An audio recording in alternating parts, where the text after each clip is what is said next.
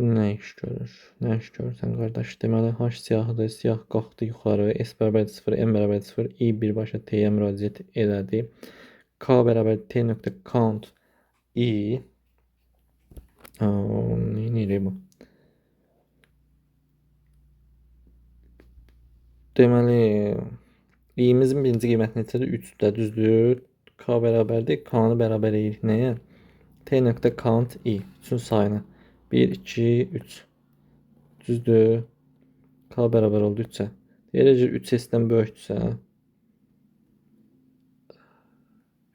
S də onsuz buralarda dəyişməyib. S sıfırdır, təbii ki böyükdür. D bərabər oldu K-ya, yəni 3-ə.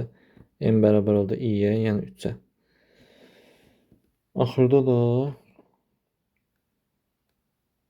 M-i çap elədik. Onda belə çıxır ki, S dəyişmədiyinə görə K onsuz da ki, həmişə S-dən böyük olacaq. Həmişə S-dən böyük olacaq. Deməli, ən axırıncı burada 1-dən gedir də söhbət, düzdürmü? Ən axırıncı dövrdə 1 götürəcək də i. 1-in sayı K bərabərdir. 1, 2, 3, 4-dür. 4-ə bərabər olur. 4 təbii ki, 0-dan böyükdür. D bərabər olur 4-ə, M də bərabər i-yə, yəni 1-ə. 1-i çap eləmiş oluruq. A variantı olacaq burada.